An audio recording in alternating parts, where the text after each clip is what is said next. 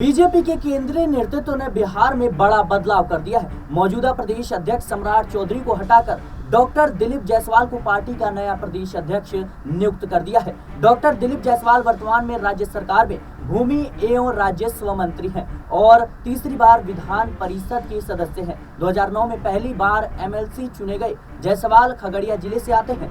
दिलीप जायसवाल कलवार जाति से ताल्लुकात रखते हैं। भाजपा के प्रदेश अध्यक्ष के रूप में उनकी नियुक्ति को बिहार में अगले साल होने वाले विधानसभा चुनाव से पहले राज्य में अपने वैश्य वोट बैंक को मजबूत करने की दिशा में पार्टी द्वारा एक बड़ा कदम माना जा रहा है। हालांकि बिहार की राजनीति हलकों में जिस बात की चर्चा जोरों पर है वह है कि सम्राट चौधरी को प्रदेश अध्यक्ष पद से हटाना जनवरी 2024 से ही, जब से भाजपा सत्ता में आई और नीतीश कुमार एनडीए में वापस आ गए, तब से ही यह लगभग तय हो गया था कि सम्राट चौधरी को जल्द ही अध्यक्ष पद से हटा दिया जाएगा, क्योंकि उन्हें राज्य सरकार में उप मुख्यमंत्री बनाया गया था और लोकसभा चुनाव के दौरान उन्होंने प्रदेश अध्यक्ष का पद भी संभाला था। भाजपा में एक ही समय में किसी व्यक्ति के पद पर बने रहना का कोई भी प्रावधान नहीं है, लेकिन लोकसभा चुनाव में भाजपा के प्रदर्शन से सम्राट चौधरी के नेतृत्व पर अब सवाल खड़े हो रहे हैं, जो पार्टी के लिए अपनी जाति, कुशवाहा और कोयरी के वोट हासिल करने में विफल आए थे।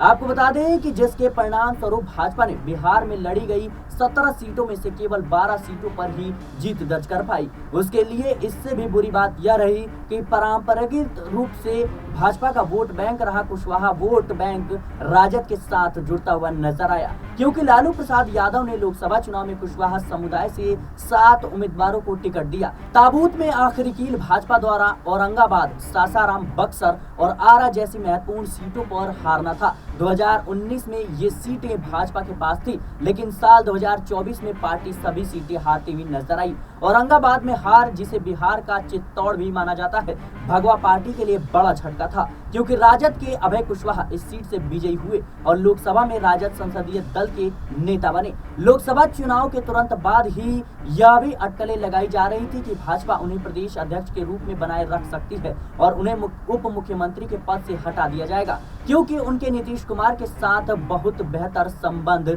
नहीं थे। लेकिन अब ऐसा लगता है कि भगवा पार्टी ने राज्य में साल 2025 के विधानसभा चुनाव से पहले संगठन को मजबूत करने के लिए पार्टी के भीतर बड़ा बदलाव करना पसंद किया है। हालांकि डॉक्टर दिलीप जायसवाल को प्रदेश अध्यक्ष नियुक्त करके भाजपा ने अपने वैश्य वोट बैंक को मजबूत करने की कोशिश जरूर की है। ऐसा लगता है कि उसने बिहार में कोयरी और कुशवाहा वोट बैंक को वापस लुभाने की उम्मीद छोड़ दी है और अब राजद की ओर से चलाया गया सीमांचल और जहां बीजेपी काफी कमजोर है, वहां दिलीप जायसवाल बीजेपी का सबसे मजबूत चेहरा बनकर उभर रही हैं। जायसवाल को अमित शाह का करीबी भी माना जाता है। पिछली बार जब शाह किशनगंज गए थे तो इनके आवास पर मुलाकात हुई थी। इस बदलाव के बाद सम्राट चौधरी नीतीश कुमार सरकार में उप मुख्यमंत्री के रूप में बने रहेंगे। सम्राट चौधरी पहले राजद में थे और फिर जेडीयू में चले गए और बाद में भाजपा में आ गए। मार्च 2023 में उन्हें बिहार भाजपा अध्यक्ष नियुक्त किया गया था। फिलहाल के लिए इस रिपोर्ट में इतना ही।